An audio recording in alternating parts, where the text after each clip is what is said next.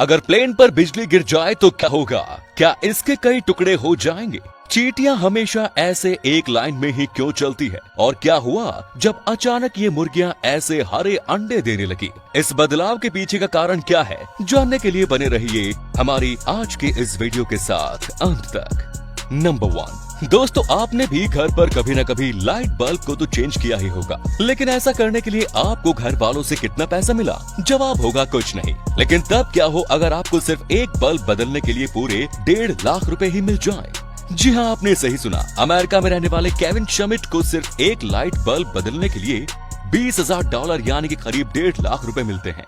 लेकिन ये काम उतना ही आसान नहीं है जितना कि सुनने में लगता है, क्योंकि ऐसा करने के लिए केविन को जमीन से करीब 1500 फीट की ऊंचाई पर जाना पड़ता है, जहां पर छोटी सी गलती भी कोई गुंजाइश नहीं बचती। केविन की तरह ही दुनिया में ऐसे बहुत से लोग हैं जो कि इस काम को अंजाम देने के लिए 15 से 20 लाख रुपए तक भी चार्ज करते हैं। ये काम दुनिया की सबसे हाई पेइंग जॉब्स में से एक है। नंबर 2, भारत समेत दुनिया भर में अंडों का व्यापार बड़े पैमाने पर किया जाता है और इन अंडों को तोड़ने पर उनके अंदर से पीली जर्दी निकलती है। लेकिन क्या आपने कभी हरे रंग की जर्दी वाला अंडा खाया है? जी हाँ, आपने बिल्कुल सही सुना। केरल में रहने वाले AK शिहाबुद्दीन एक पोल्ट्री फार्म के मालिक है और वो तब हैरान रह गए जब उनकी मुर्गियां अचानक से हरे रंग के अंडे देने लगी, जिसके बाद उन्होंने उन अंडों के पिक्चर्स को अपने फेसबुक अकाउंट पर साझा किया और देखते ही देखते ये खबर पूरे देश में आग की तरह फैल गई और कुछ एक्सपर्ट्स शिहाबुद्दीन की मुर्गियों पर रिसर्च करने के लिए उनके पास आ पहुँचे।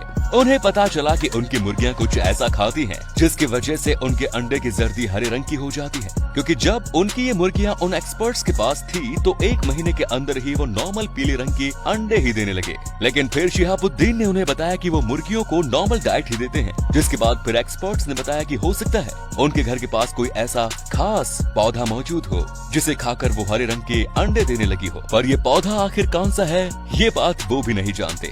नंबर 3, दोस्तों आप सभी ने भी चींटियों के झुंड को खाना ले जाते हुए देखा ही होगा, लेकिन क्या आपने कभी सोचा है कि ये चींटियां हमेशा एक लाइन में ही क्यों चलती हैं? तो आपको बता दूं कि जब चींटियां भोजन की तलाश में अपने घर से बाहर निकलती हैं, तो वो चलते समय अपने पीछे फेरोमोन नाम का एक केमिकल छोड़ती जाती है, जिससे कि उसके साथी उस फेरोमोन को सूंघकर सही रास्ते का पता लगा सके।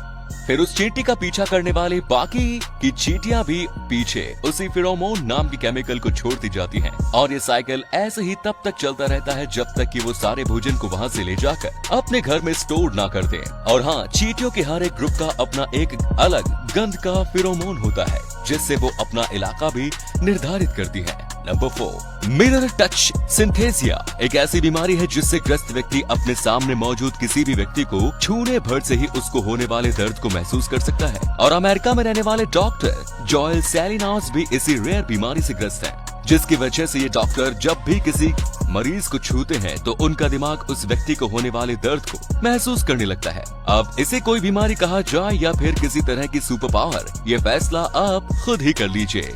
नंबर 5, कंगारू एक ऐसा जानवर है जिसकी जिंदगी भर हाइट बढ़ना बंद नहीं होती। जैसे कि इंसानों में 21 साल की उम्र के बाद हाइट बढ़ने की प्रोसेस बंद हो जाती है, लेकिन कंगारू के केस में ऐसा नहीं होता। ये अपने पैदा होने से मरने के समय तक लगातार बढ़ते ही रहते हैं। नंबर 6, फैशनिस्टा बनना कोई आसान काम नहीं। सर से लेकर पांव तक खुद को मेंटेन करके रखना पड़ता है, जिसमें नेल पॉलिश एक अहम भूमिका निभाती है। और आप सभी तो जानते ही हैं कि नेल पॉलिश और लड़कियों का तो जन्म का रिश्ता है और वो इस पर हजारों रुपए भी खर्च कर देती है। लेकिन क्या एक नेल पॉलिश के लिए करोड़ों रुपए खर्च करना जायज है? देखिए इस नेल पॉलिश को, ये दुनिया की सबसे महंगी नेल पॉलिश है और शायद ही कोई लड़की इसे खरीद पाना अफोर्ड कर पाती होगी, क्योंकि इसकी कीमत है $2.5 लाख यानी कि 1.78 करोड़ रुपए।